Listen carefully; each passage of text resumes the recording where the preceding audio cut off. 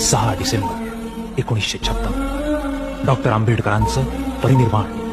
ज्यांनी चंदनाच्या चितेवर भीम पाहिला, त्यांनी याच दिवशी कोटी कोटी आसवांचा पूर वाहिला, कोटी कोटी आसवांचा पूर वाहिला.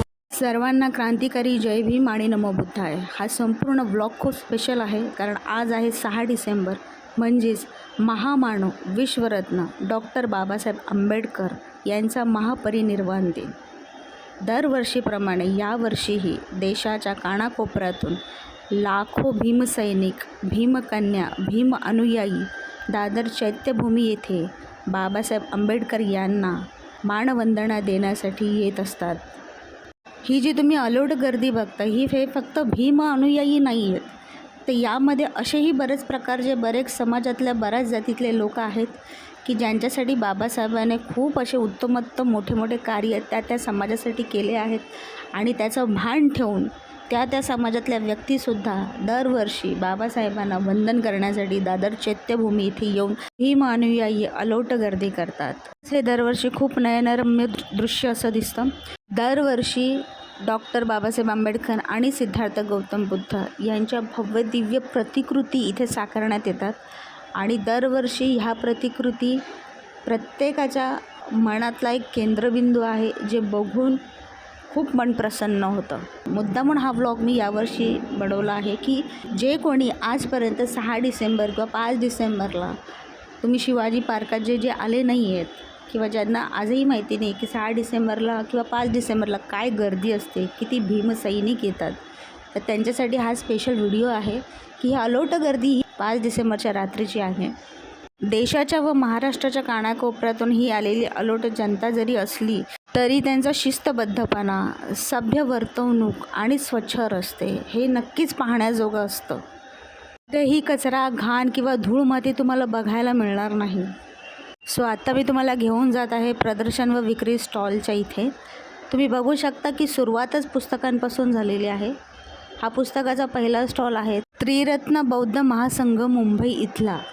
आणि दरवर्षी आकर्षक सुबक मूर्ती मी इथे येऊन नेहमी बघते. आणि इथले धम्मचारी धम्मबोधी दीपक जाधव हे माझे वडील आहेत, जे विपश्यनातले मेन हेड आहेत, जे लंडन, US, अमेरिकेलाही जाऊन आलेत, विपश्यनाचे धडे देऊन आलेत.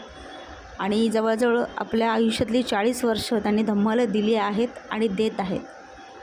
आणि हे आपले सफाई कामगार आहे की ज्यांच्यामुळे एवढी शिवाजी पार्कची सफाई राहते. हा मुलगासुद्धा यूट्यूबर आहे. हा त्रिरत्न बौद्ध महासंघ याचा दरवर्षी असलेला स्टॉल इथे नक्की व्हिजिट करा. खूप छान छान पुस्तकं इथे मिळतात. सहजच वरती बघितलं तर गव्हर्मेंट BMC तर्फे बाबासाहेबांना मानवंदना म्हणून शिवाजी पार्कतर्फे एक मोठा बलून तिथे लावलेला होता. त्याच्यावर डॉक्टर बाबासाहेब आंबेडकर यांचं नाव होतं आणि खरंच खूप अभिमान वाटला. सो मी ते पण शूटमध्ये घेतलं आहे. सो इथे BMCने बरेच असे एक वॉर्ड केलेले आहेत. प्रत्येक ठिकाणी भीम अनुयायांसाठी राहण्याची किंवा झोपण्याची व्यवस्था केली आहे. आणि सोबत तर डॉक्टर, मेडिकल यांचा स्टाफसुद्धा खूप होता. किती सुबक आणि रेखीव बांधकाम स्टॉलचं केलं आहे या व्हिडिओच्या माध्यमातून तुम्ही बघू शकता.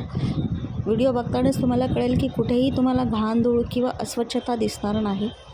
सगळीकडे प्रशासनाने खूप सुंदर अशी तयारी केली होती. किती भव्य दिव्य हा मंडप उभारण्यात आला आणि तिथे किती शिस्तबद्ध पद्धतीने लोक बसली आहेत, झोपली आहेत. कुठेही कसलाही गालबोट लागेल असा प्रकार कधीच दादर चैत्यभूमीवर 6 डिसेंबरला घडत नाही.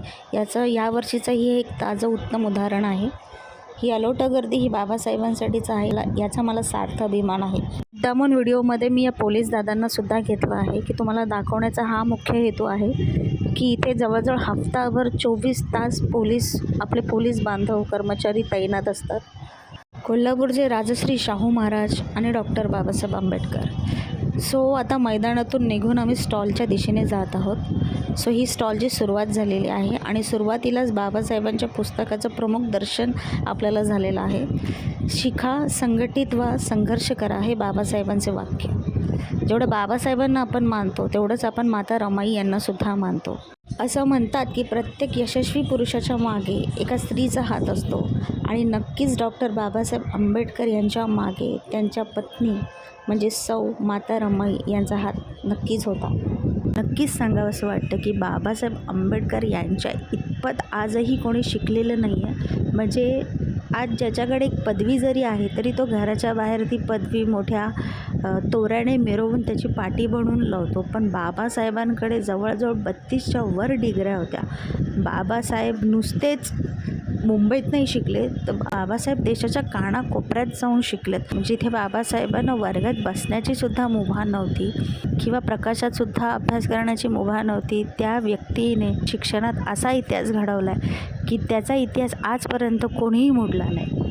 दरवर्षीप्रमाणे यावर्षीसुद्धा या प्रदर्शनामध्ये खूप छान छान बुद्धांच्या, बाबासाहेबांच्या, माता रमाईच्या, छत्रपती शिवाजी महाराजांच्या, राजश्री शाहू महाराज अशा अनेक दिग्गजांच्या मूर्त्या, फोटो, पुस्तकं असे भरभरून या स्टॉल्समध्ये होती. मी दरवर्षी निदान कमीत कमी 3 पुस्तकं तरी घेते, पण यंदा पुस्तकांसोबत मी बुद्धांचे चिनी स्वरूपातले डोरबेल असे घेतलेत की ते बघूनच मला एवढं सुंदर आणि आकर्षक वाटले ना की म्हटलं वा क्या बात आहे.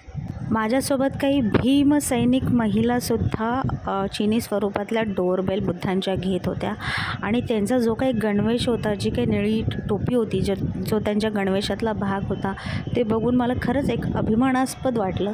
बाबासाहेब बुद्धांचे बरेच फोटो, बरेच मूर्त्या, बरेच प्रतिमा माझ्या घरी आहेत. तसेच आपला पंचशिलाचा झेंडा, आपला निळा झेंडा आणि आपलं जी निळी शान आहे ना, म्हणजे क्या बात आहे. म्हणजे आत्ताही जो वर्ल्ड कप झाला 2023चा इंडिया वर्सेस ऑस्ट्रेलिया, त्यावेळेलाही तुम्ही बघितलं असेल की अख्खा स्टेडियम हा निळ्या कपड्यांनी अगदी भरून गेला होता. म्हणजे निळा कलर हा आकाशाचा आहे आणि बाबासाहेबांनी बुद्धिस्ट धर्मासाठी, जय भीमसाठी हा निळा रंग निवडलेला आहे. कारण त्यांचं समाजकार्य आणि हा बौद्ध समाज हा आकाशा इतपतच मोठा आहे. इथे प्रत्येक स्टॉलमध्ये बाबासाहेब, रमाई, छत्रपती शिवाजी महाराज, शाहू महाराज, गौतम बुद्ध यांचे फोटो प्लस फोटो फ्रेम, वेगवेगळ्या कागदावरची प्रिंट किंवा त्यातलं काढलेलं स्वतःच्या हाताचं डिझाईन, प्लस निळ्या कलरच्या टोप्या, निळ्या कलरचे जॅकेट्स, पंचशिलाचे शेले, निळे बॅचेस, निळ्या कलरच्या मेणबत्त्या, सफेद कलरची टोपी, सफेद कलरचे टी शर्ट्स. म्हणजे मी तर म्हणते की जे बुद्धिस्ट समाजाचे सुद्धा नसतील त्यांनीही कधीतरी 5 डिसेंबर किंवा 6 डिसेंबरला येऊन इथले प्रदर्शन आणि विक्रीचे स्टॉल बघावे की जसा अख्खा भारत हा निळामय आहे, तसंच इथे 2 डिसेंबर ते 10 डिसेंबरपर्यंत किंवा 8 डिसेंबरपर्यंत जे काही स्टॉल लागतात, हा पूर्ण दादर परिसर हा निळामय झालेला असतो.